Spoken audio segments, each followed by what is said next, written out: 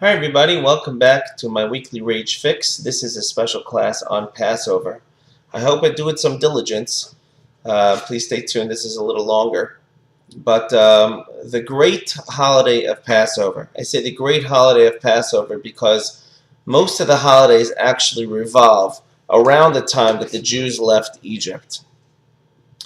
And a lot of the mitzvahs that we do is Zeicher L'Tzias Mitzrayim, as a remembrance of the Jews going out of Egypt. And as I said on the Purim video, that the Purim story is the opposite of the Passover story. The Passover story is a story in which there was the grand spectacle of Hashem's might that the entire world knew, and it was incredible. And we should really teach this over to our children. And if we knew the details, we would be wowed and overcome with incredible amazement, and we'd be completely humbled in front of Hashem. And Passover is for us is everything. It's the key to who we are as a Jewish people. It is the birth, actually, of the Jewish people. And just the complete opposite of the time that we were in Egypt to the time that we went out of Egypt is what the Seder is all about. The time that we were in Egypt, we were a bitter, enslaved people. We didn't know when our freedom was going to come.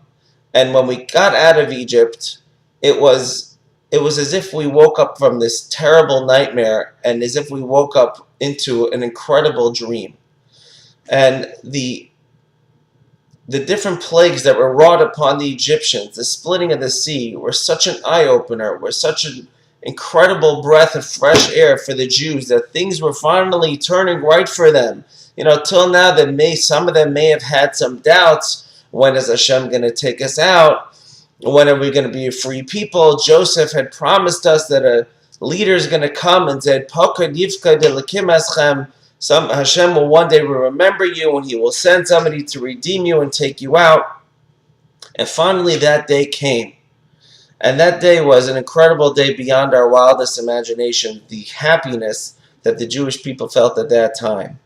And, just again, from some of the plagues that were wrought upon the Egyptians, it was a sight to behold, from blood all the way through the killing of the firstborn. The blood was when Jews were to drink the water, they had fresh water.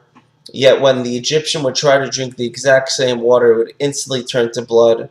As you all know, the Nile River, which was the source of blessing and everything growing, that turned to blood because they attributed greatness to the Nile as if it was a deity, since all the produce grew well, all because the Nile would overflow. And Hashem showed there's no such thing as other deities. And Hashem made all the water of the Nile become putrid.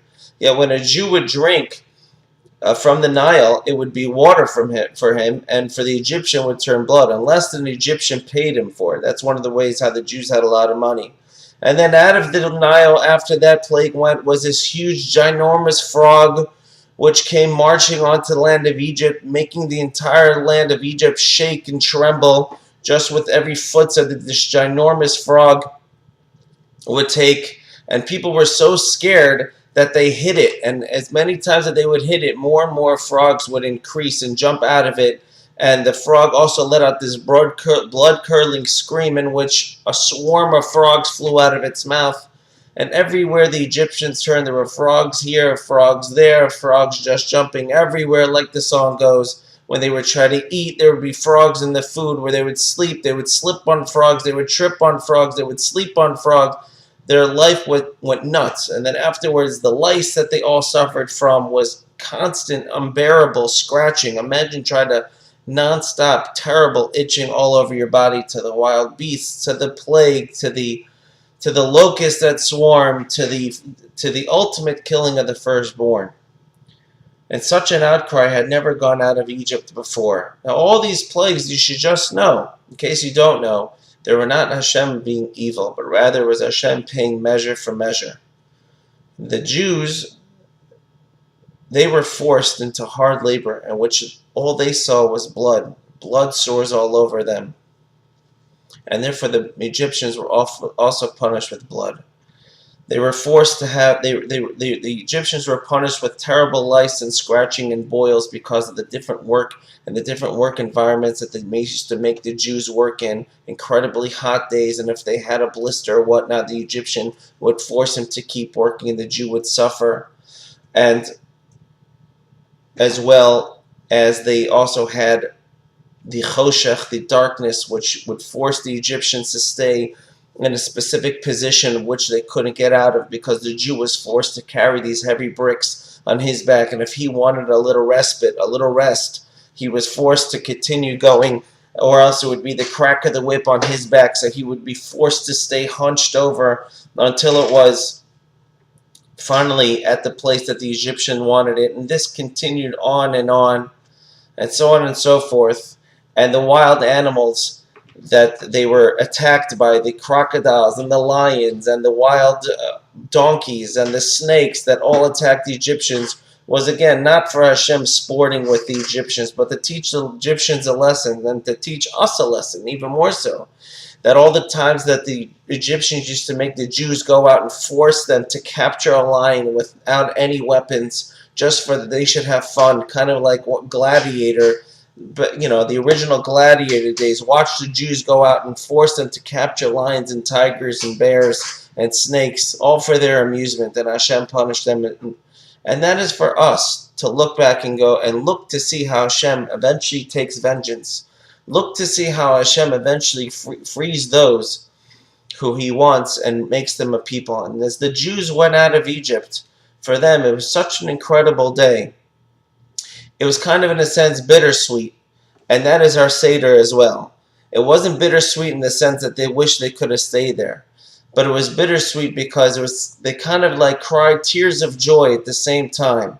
Because this great relief finally came over them, that the days of yore were no longer, and they can only look forward from now on to a life of serving not Pharaoh, but a life of serving Hashem.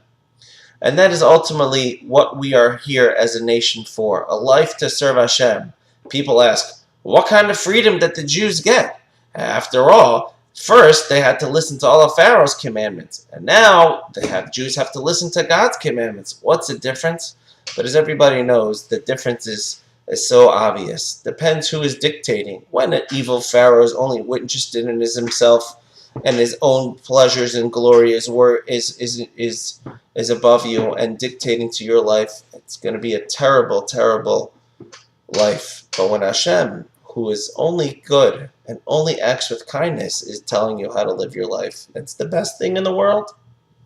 So therefore, at the Seder, our job is to tell ourselves and to tell our children, even more importantly, of course, the most important child in your life is yourself. You have to remember that.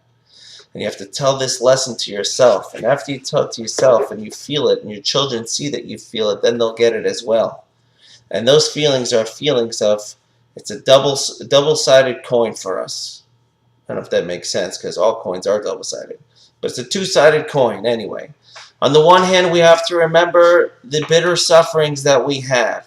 And on the second hand, we have to remember the gratitude that we have to Hashem for taking us out. Why do we have to remember that? Let's just forget about it. Why continue to focus on the bitter sufferings that Hashem did, that we had in Egypt?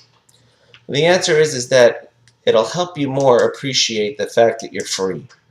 It's like the story with the rich man who one day was once upon a time not rich, and he had a custom for himself that once a week on his way home to his great mansion, he would always take a detour. And he'd always drive by the shack that he used to live in until he finally made it well in business. And he would sit in his car, or he'd walk around the house, and he would contemplate and remember, yes, I remember living here where we didn't have hot water and where there were holes in the roof and there was barely any food in the refrigerator, which barely worked. And that allowed him that when he got back into his luxurious car and he drove up to his luxurious home, how full of gratitude he was to Hashem for blessing his business, for allowing him to thrive. And that is actually what makes him a better person. Because as long as he keeps those in mind, he'll never become haughty. He'll always look to help other people who are also in need to give them a better life. And the best thing that he does for himself is when he drives by his old house. And therefore, we drive by our old house of Egypt. And in all the mitzvahs that we do, we always say, this is a memory of going out of Egypt. What was in Egypt? It was a bitter life. It was a real tough pill to swallow. But that got into our DNA. And our children have that, and we express that at the Seder plate, at the Seder table. So as we sit down to the Seder and we all say Kadesh, we all make Kiddush, and then we all lean to the left and drink the 4 cups of wine, we remember that Hashem says, you shall be a nation, a kingdom of priests, and a holy nation to me. Because that night Hashem made us his princes, as it were. And therefore we act princely, we act kingly, we lean to the left because it's safe to lean to the left, it's dangerous to lean to the right, but we lean as kings of yore used to lean. And then we eat the matzah, which reminds us of both our time in Egypt when we were only able to eat matzah because we didn't have time to bake normal bread, and also at the time when we left Egypt because we didn't have time to bake bread because we were out in such a rush, in a rush we left. So therefore we eat the matzah. And therefore when we have the maror, the bitter herbs, it's also to remind us ourselves of the bitter times. Why are we doing this? To be even more full of gratitude to Hashem. And that is the life of a Jew. Like my Rabbi Miller said, to do 3 things in life. To thank, and to thank. Those 3 things are what we should do for Hashem. To constantly thank Him. The whole Seder night, some people have their Seder till 2:30 in the morning. Anybody who goes on and about the story of the Seder, the story of the exile and the redemption, is praiseworthy. Why? Because there's never enough time to keep thanking Hashem. And that night is a special night to thank Hashem. And therefore, that's what we do with our Seder. Then, of course, comes the great delicious food. Again, another reason why to thank Hashem. So when we sit down to our Seder, and when you sit down to your Seder, make sure to tell yourself and to your children how lucky we are that we are actually now in a peaceful and tranquil state, and actually in a peaceful and tranquil country, we may add, that allows us to be Jews and allows us to practice our religion in freedom. Yes, just ask your grandparents. Just back in Russia, days past, they couldn't have a Seder. Today, we look at a Seder, but your grandparents would have lived and danced to be able to hold the Seder in freedom. And you can do that. We all can do that. And we're all thankful for that. And that is Passover. Passover, Pesach, is a time that which we express our gratitude, in which we are full of gratitude. So allow this Passover, this Pesach, to be for you a very, very happy time, a very spiritual time, and a time in which you take the time to express your gratitude to Hashem for all the kindness that He's done. And remember that life is a 2-sided coin. We always have to keep both sides in mind. I wish you a happy Pesach, and I will talk to you soon.